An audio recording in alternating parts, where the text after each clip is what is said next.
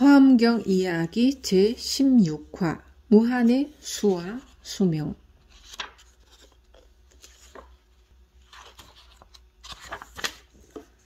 태백산의 화엄행자 법장. 협서성 서안시를 출발하여 함양시를 거쳐 자동차로 약 3시간쯤 가면 부풍현에 이른다. 이 부풍현 서쪽 끝에 법문사라는 사찰이 있다. 북쪽으로는 아름다운 산이 있고 동쪽으로는 수려한 강이 흐르고 있으며 남쪽으로는 진령산맥이 아득히 내려다 보인다. 진령산맥의 주봉인 태백산은 3767m에 이르는 높은 봉우리로 하늘을 찌를 듯이 높이 솟아있다. 이 법문사가 최근 사람들의 이목을 끌게 된 것은 허물어진 진신보탑의 지하 공전에서 석가모니의 사리와 당나라 시대의 보물들이 많이 발견되었기 때문이다. 나도 법문사 기념관이 낙성되던 1988년 11월 9일에 법문사를 참배하고 진신사리를 친견하였는데 당나라 때에 이 법문사 사리탑 앞에서 소지공양을 한 소년이 있었다. 바로 그 소년이 화엄종을 대성한 현수대사 법장이었다. 귀족의 자제였던 16살의 소년 법장이 무엇 때문에 석가의 진신사리 앞에서 소지공양을 하였을까? 그의 선조는 중앙아시아 출신이었으므로 그의 몸속에는 서역인의 피가 흐르고 있었다. 그런 그가 장안을 떠나 법문사까지 와서 석가모니의 진신사리 앞에서 무엇을 서원하였던 것일까? 어쩌면 그는 화엄경의 진수를 배울 것을 맹세했는지도 모른다. 17살이 된 법장은 장안을 돌아다니며 여러 대덕승려들을 만나 가르침을 구하였으나 만족할 수 없었다. 그리하여 결연히 부모 슬하를 떠나 태백산으로 들어갔다. 법문사 앞에 우뚝 솟아있는 태백산은 깊은 산이었다. 법장은 이 산에서 풀뿌리와 나무 열매를 먹으며 뼈를 깎는 수행을 계속하였다. 태백산에는 선인이나 은거하는 승려가 많았다. 산 꼭대기는 1년 내내 눈으로 덮여 있으며 거센 바람이 비를 몰고 온다고도 한다. 법장이 훗날 갖가지 신통력을 보일 수 있었던 것은 이 태백산에서 수행하는 동안 길러졌던 것 같다. 부모님의 병환 소식을 듣고 장안으로 돌아온 법장은 때마침 운하사에서 지엄의 화엄경 강의를 듣고 그에게 사사하였다. 법장은 무릇 타인에 의지해 깨달을 수 없으며 스스로 아는 것만한 것은 없다라는 태도를 가지고 자기 자신의 힘으로 화엄경의 심오한 이치를 깨닫고자 하였다. 화엄경의 깊은 뜻을 깨달은 법장은 30여 회에 걸쳐 화엄경을 강의하였다.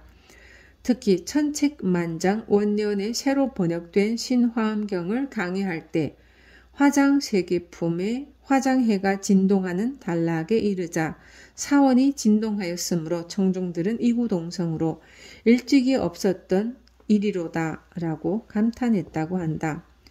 가뭄이 들어 물이 부족할 때마다 법장이 기우하면 비가 내리곤 하였다. 또한 신공원년에 거란이 반란을 일으키자 칙명에 따라 11면 도량을 건립하고 관음상을 모셔 여러 날 동안 기원하였다. 그러자 정벌군 속에서 무수한 신왕상과 관음상이 나타나 그 광경을 지켜보던 거란군은 두려움에 떨며 항복했다고 한다. 법장이 소년 시절 소지공양을 했던 법문사에 측천모후의 명으로 사리를 맞아들여 사리탑 앞에서 7일 밤낮으로 기도한 후 사리함을 열자 휘황찬란한 광명이 삐쳐나왔다고 한다. 이때 법장은 대숭복사의 주지를 맡고 있었다. 이처럼 갖가지 영험을 보인 법장은 단순한 학자만은 아니었다. 태백산에 은둔 수행하여 신통력을 얻은 수행자이기도 했던 것이다.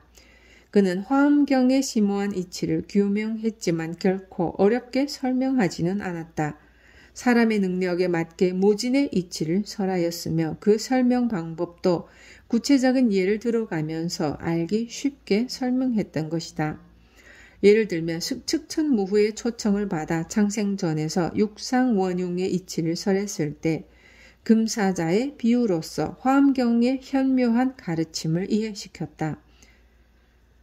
또한 법장은 이해력이 둔한 사람을 위해 10면의 거울을 팔방과 위아래에 서로 마주보게 설치한 뒤 중앙에 불상을 안치하고 그 뒤에 촛불을 놓았다.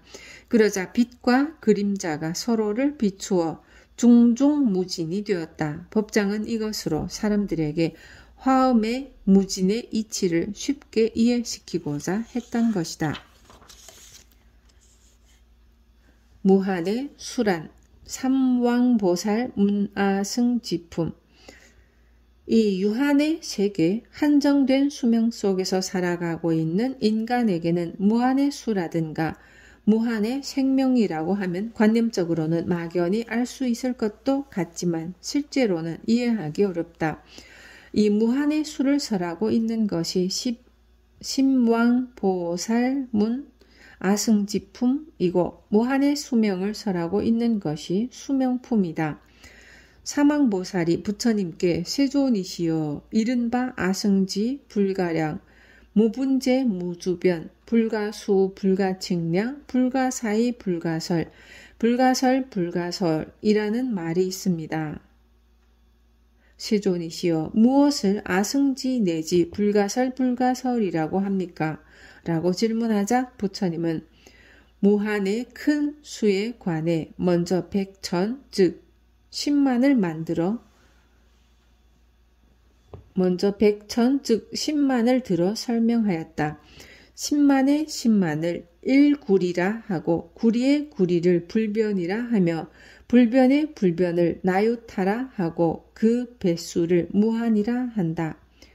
구리만 해도 대단한 수이다. 구리는 구지라고도 하는데 수의 단위를 10의 7승으로 말한다. 혹은 1억 1경이라고 생각해도 좋다. 구지겁이란 헤아릴 수 없는 긴 시간으로 백억겁이라고도 한다. 또한 나유타란 천억과 같은 무한의 수를 말한다. 이러한 큰 수를 차례로 곱하여 제 121번째의 마지막 수를 여기서 일불가설전 내 전이라 부르고 있다.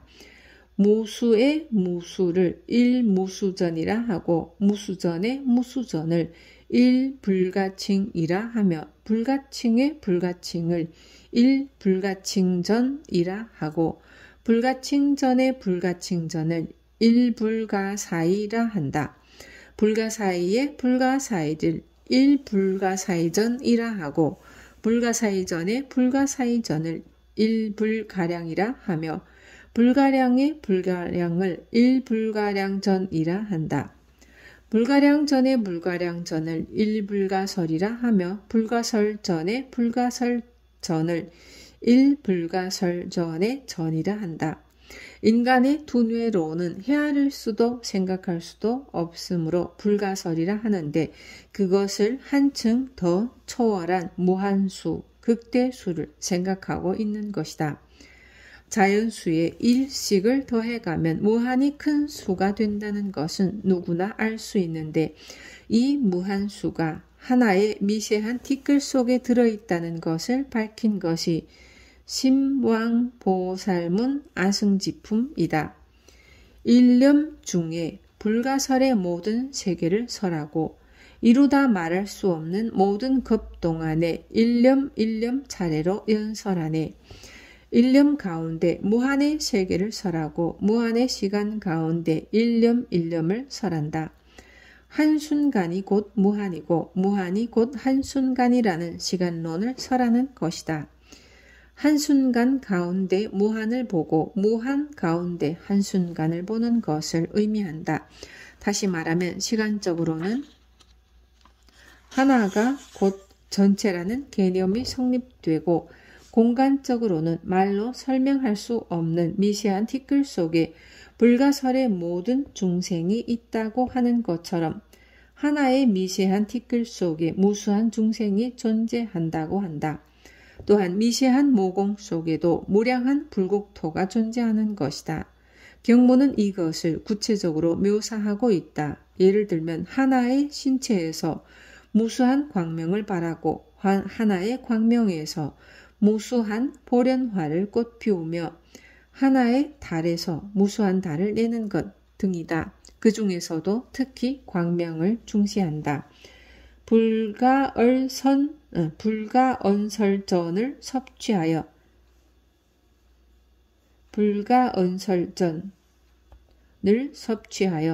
광명을 바라는 것은 불가설이다.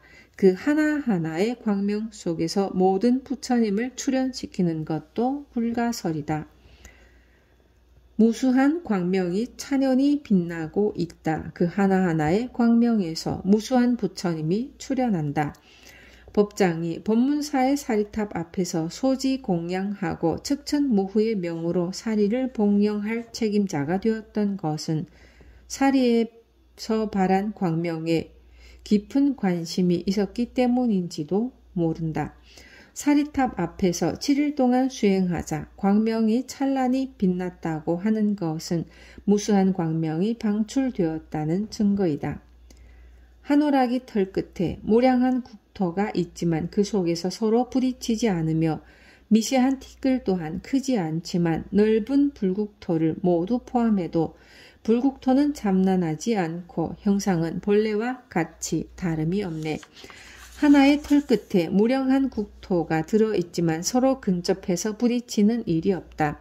또한 작은 털 끝이 광대한 불국토를 포함하고 있지만 모든 불국토는 여전히 그 가운데 위치하여 결코 어지럽지 않으며 불국토의 형태도 전혀 어그러지지 않는다고 한다. 상식적으로는 도저히 생각할 수도 없는 일이다.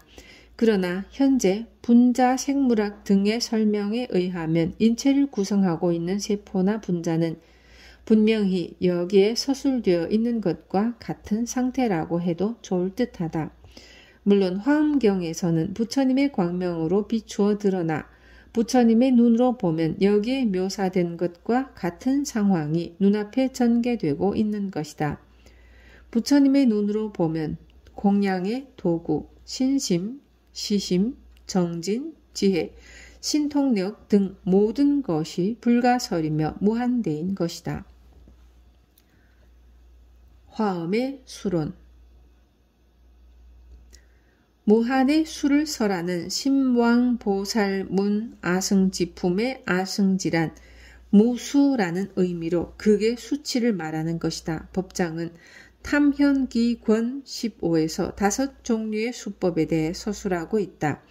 첫 번째는 사람의 수법으로서 가장 낮은 것이라고 한다. 이것이 헤아릴 수 있는 수를 의미한다. 두 번째는 제천의 수법으로서 사람보다도 뛰어난 수를 헤아리는 것이다. 예를 들면 자제천왕은 일념 가운데 대천의 빗방울을 알 수 있다. 세 번째는 사리불은 사람과 제천을 초월한 수법을 알 수 있다. 네 번째는 보살의 수법이다. 보살에 따라 차이가 있는데 예를 들면 입법 계품에 나오는 선지식인 석천주 동자는 모래알을 셀 수 있으며 문수보살이나 보현보살은 찰진 즉 무수한 불국토의 수를 알 수 있다. 이러한 보살의 수법은 사람이나 제천 등과 같은 하위의 존재들은 전혀 이해할 수 없는 것이라고 한다. 다섯 번째는 부처님의 수법으로서 부처님은 아는 것이 자유자재하여 무국의 수를 알 수 있다고 한다. 그러므로 무한의 수를 설할 수 있는 것이다. 부처님이 겐지스 강의 모래수를 알 수 있다는 것을 나타내기 위해 법장은 대지도론 권 7의 한 문장을 인용한다. 대지도론에서는 일체의 산수로 알지 못하는 바를 오직 부처와 법신보살만이 그 수를 안다 라고 한 뒤 다음에 설화를 들고 있다. 어느 때 부처님께서 기원정사 원림의 나무 아래 앉아 계셨다. 한 바라문이 부처님께 와서 이 숲에는 몇 개의 나뭇잎이 있습니까? 라고 물었다. 부처님께서는 약간의 나뭇잎이 있다고 대답했다. 바라모는 부처님의 대답에 의문을 품었다. 그리하여 은밀히 나뭇잎 몇 개를 따버리고는 다시 부처님께 그 숲의 나뭇잎 수를 물었다. 그러자 부처님께서는 지금은 약간의 나뭇잎이 전보다 적어졌다고 대답했다. 바라모는 부처님이 모든 것을 알고 있다고 경탄하며 부처님을 존경하여 출가했다고 한다. 부처님이 무한한 수를 정확히 알고 있는 것을 비유한 설화이다. 이 법장의 설명으로 부처나 보살은 무한대의 수를 알고 있다는 것을 이해할 수 있지만 그 능력은 인간이 다다를 수 없다. 무한의 수는 오직 불지만이 알 수 있으며 아승지품에서 설하는 무한의 수는 부처님이나 보살만이 알 수 있는 것이다. 법장은 또한 화엄 오교장에서 수론을 전개하고 있다. 법계 연기를 설명하기 위해 1부터 10까지의 십전을 예로서 인용하면서 상입과 상즉에 대해 서술하고 있다.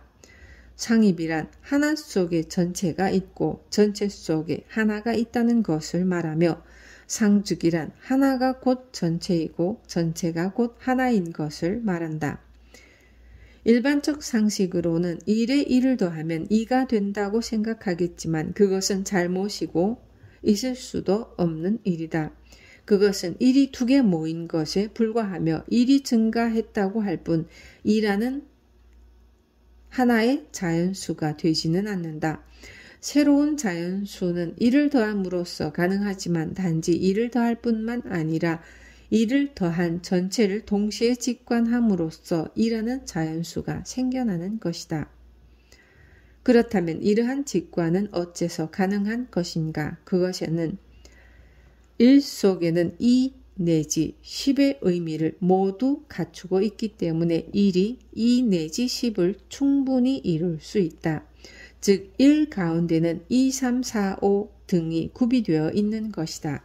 그러므로 1은 2 이하와 떨어진 채 단독으로 존재하는 것이 아니라 2 이하와 상대함으로써 1로 존재하는 것이다.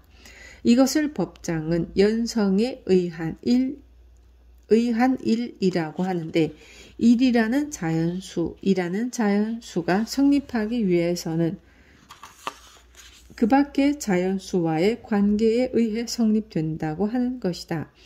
그리고 1이라고 할 때는 1 가운데 다른 자연수 전체가 내포되어 있다. 이것을 상입이라고 하는 것이다.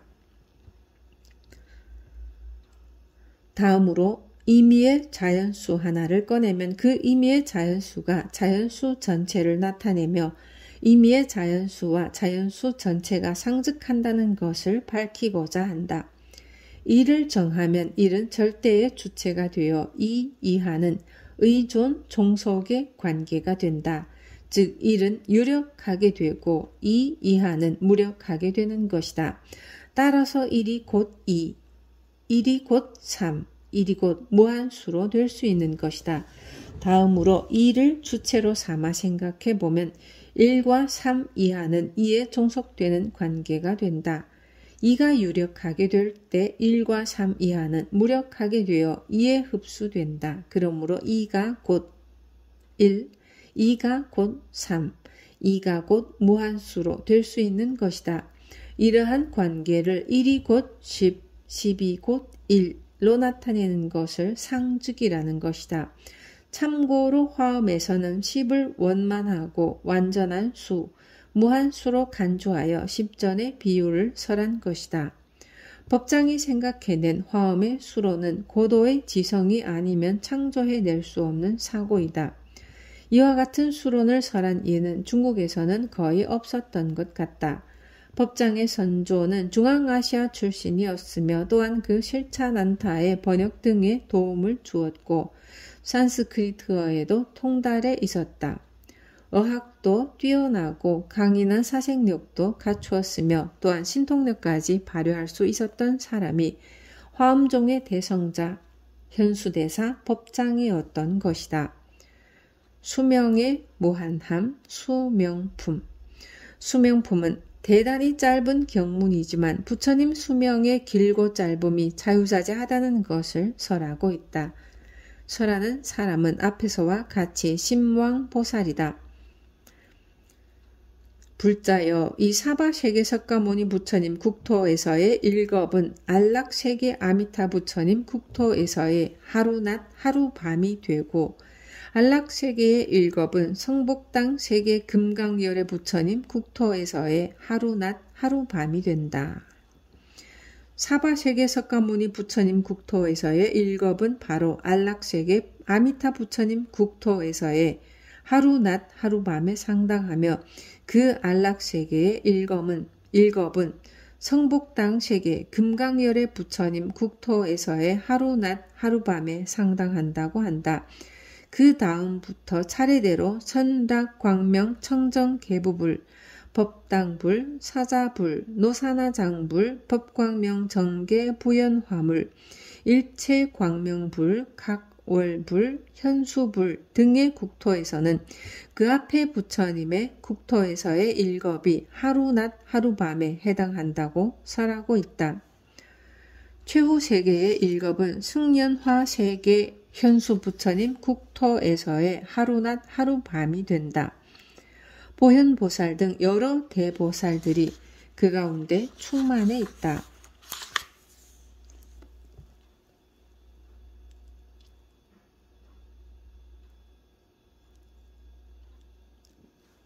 승년화 세계 현수 부처님 국토에서는 무한의 시간이 하루낮 하루밤으로 단축된다고 설한다. 그 짧은 시간 중에 현수보살과 같은 대보살들이 그 국토에 충만해 있다는 것이다. 대단한 상상력이 아니면 이와 같은 무한한 시간을 생각해낼 수 없다. 최고의 승년화 세계 현수 부처님 국토에서는 기절할 정도로 무한한 시간이 불과 하루낮 하루밤으로 끝나버리고 만다. 사바세계의 일겁은 최고의 승년화 세계에서도 한순간도 되지 않는 것이다. 수명이란 도대체 무엇인가? 중아함경 권 44의 앵무경에서는 남녀의 수명이 길고 짧음에 대하여 서술하고 있다. 남녀가 살아있는 동물을 살생해서 그 피를 마시고 나쁜 마음을 품고 악한 일을 행하며 인간을 비롯하여 곤충에게까지 일체의 살아있는 것에 대해 자비심을 가지지 않고 악업을 거듭 쌓아가면 그 수명은 반드시 짧아진다. 이에 반해 살생하지 않고 칼과 몽둥이를 버리고 불쌍히 여기는 마음과 자비로운 마음으로 일체 중생을 가까이 하면 수명이 긴 천계에 태어날 수 있다고 설한다. 선근을 쌓으면 수명은 길어지고 악을 지으면 수명은 짧아진다고 하는 것이다. 부처님은 선근만을 거듭 쌓았기 때문에 그 수명이 장대하게 된 것이다. 그것은 육체적 생명뿐만 아니라 계명, 해명도 더해진다. 계명이란 청정한 계를 지키기 때문에 정명이 무한히 이어지는 것이며 해명은 정법을 지켜 정진하기 때문에 바른 지혜가 쇠하지 않는 것이다. 다시 말하면 청정한 계행과 바른 지혜에 의해 그 수명은 영원해지는 것이다. 인간에게 있어서도 이것은 당연한 것으로서 계명이란 규칙적인 바른 생활이고 해명이란 목적을 가지고 정진하는 생활이다. 이 두 가지를 잘 지키면 육체적 생명도 당연히 길어지는 것이다. 장수의 비결은 이 두 가지에 있음이 분명하다. 또한 육체의 죽음이 찾아오더라도 정신은 불멸하게 된다. 찬란히 빛나는 광명이 되어 세계와 중생을 비추게 되는 것이다. 승년화 세계 현수 부처님의 국토에서는 길고 긴 수명을 누릴 수 있다. 그렇기 때문에 보현보살 등 대보살이 이 국토에 충만해 있는 것이다. 안락한 세계에서라면 오래도록 살고 싶어 하는 것이 인간의 바람이다. 이 사바세계에는 안락은 거의 존재하지 않고 고통만이 도처에 널려 있다. 괴로운 세계에서 살아가기 위해서는 인내할 수밖에 없으며 지그시 참는 도리밖에 달리 방법이 없는 것이다. 힘들게 인내하는 시간은 길게 느껴지기 마련이다. 컴컴한 밤이 계속될 뿐 새벽은 오래 오고 하지 않는다. 그러나 인고의 세계에 있더라도 광명이 있는 안락의 세계가 존재하는 것을 확신하게 되면 참고 견딜 수 있다. 지겹도록 괴로운 인생이라고 생각되는 사바세계의 삶도 안락세계의 아미타 부처님 국토에 들어서면 한순간의 시간으로 변하는 것이다. 그러므로 이러한 세계의 실상을 잘 알아서 이 괴로운 인생을 끝까지 잘 살아가야 하는 것이다. 현수 부처님과 현수보살의 명호를 받들던 현수대사 법장은 만년의 부풍 법문사의 사리를 낙양으로 모셔오는 임무를 완수하였다. 16세 때 소지 공양을 하고 화엄을 공부할 결의에 불타던 그가 이윽고 대장로로서 다시 법문사의 사리를 대하였을 때 그의 가슴속에는 형언할 수 없는 커다란 감동이 울려 퍼졌을 것이다. 법문사의 사리는 진신사리로서 부처님의 수명이 영원함을 나타내는 상징이다. 그 진신사리를 친견했을 때의 감격은 말로써 다 표현할 수 없는 것이다. 몇십 년에 한 번밖에 친견할 수 없는 사리라면 그것은 더욱 그러하였을 것이다. 화엄경의 수명품은 현장법사에 의해 현무변불토 공덕경이란 제목으로 번역되었다. 법장은 현장이 번역한 이 경전을 읽고 현장법사는 별도로 일권을 번역하여 현무변불토경이라 하였다. 이것이 이품인 것이다. 라고 말하였던 것이다.